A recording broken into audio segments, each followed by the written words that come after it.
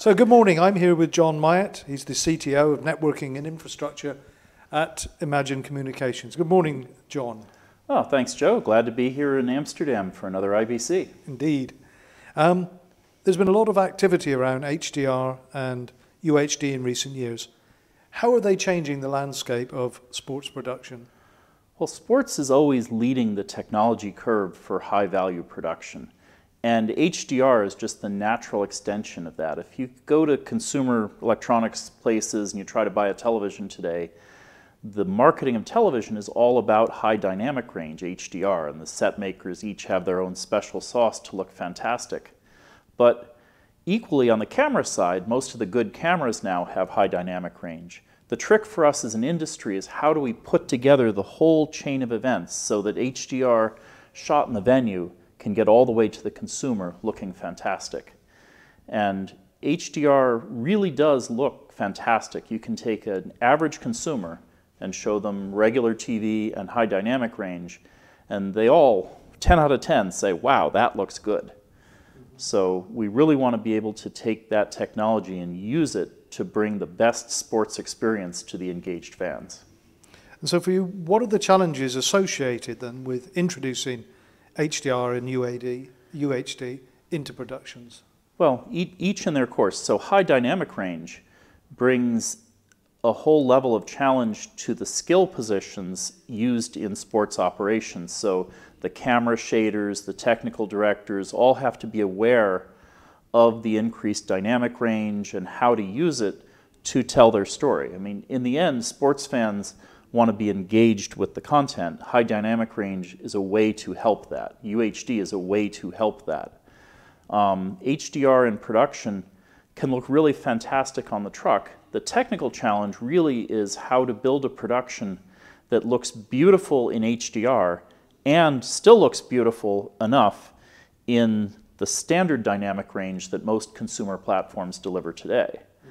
And the technical standards for how to do that have been evolving over the past few years. So during the pandemic, a lot of lab work got done on how to best handle the down conversion or down mapping from high dynamic range back to standard range. And now that that work is largely done, was introduced with very pioneering work from NBCU and Comcast and others who very graciously published their workflows to the industry in an open way. Equally, there's been a lot of pioneering work done at the BBC and other large broadcasters in Europe to drive common workflows for HDR. What this does is allow you as an independent producer on a truck to make a production that's suitable for your client in all the ways that they need to repurpose it later through high dynamic range, standard dynamic range, and so forth in a way that looks good on each of the platforms. And that challenge really goes all the way back to the skill positions on the truck, especially the camera shaders have to be aware of how each shot is going to appear in all the ways it would be delivered. Okay. Imagine's SNP is proving a key tool in supporting UHD and HDR productions.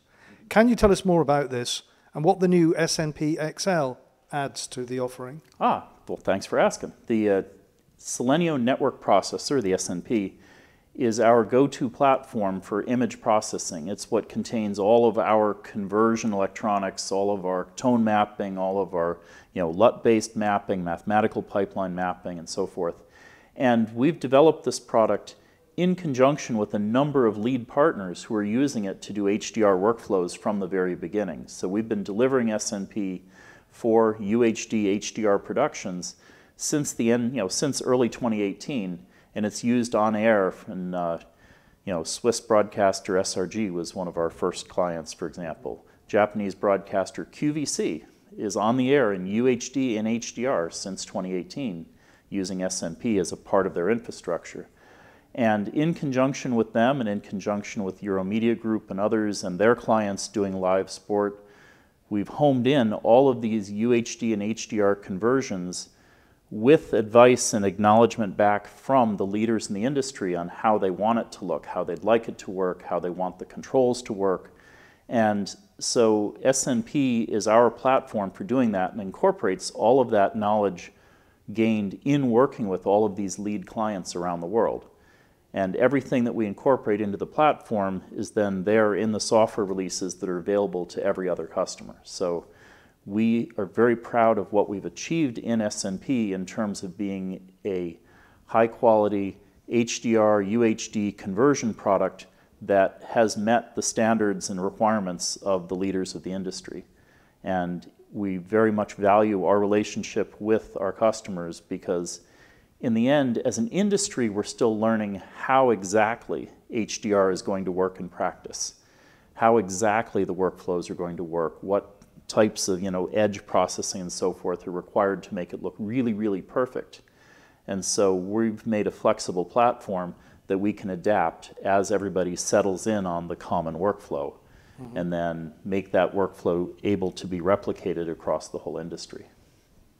And here at IBC, or we're here the day before IBC, what will visitors see at your booth beyond what we've already discussed? So at our booth, Imagine makes a variety of products. So I'm from the infrastructure part of the company, which is all of the plumbing and infrastructure, getting signals around inside a facility.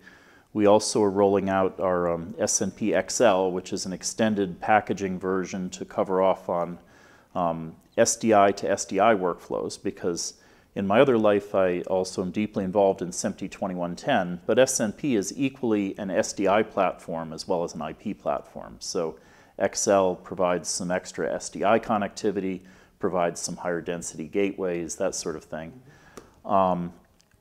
Our playout team, we also make channel playout engines, graphics, branding, all of that. They'll be showing advances in both cloud-based and on-prem playout systems. And our advertising technology team, because remember the advertising dollars that pay for all of this programming, will be talking about the latest advances in server-side and dynamic ad insertion so that you can make one root program, but every distribution channel to every consumer can potentially have different advertising that's tailored to who's watching through what channel. And that ability to tailor the advertising super specifically to different viewers helps increase the yield and increase ultimately the budget that's gained from the ads, that some of which goes back into programming creation. So that's good. So there's obviously a lot for people to come and see. Yes, yes. John, thank you very much for your time today. Hope you have a great day today and a great IBC exhibition. All right, thank you, Joe. Thank you, everybody from SVG Europe for this great opportunity. Thank you.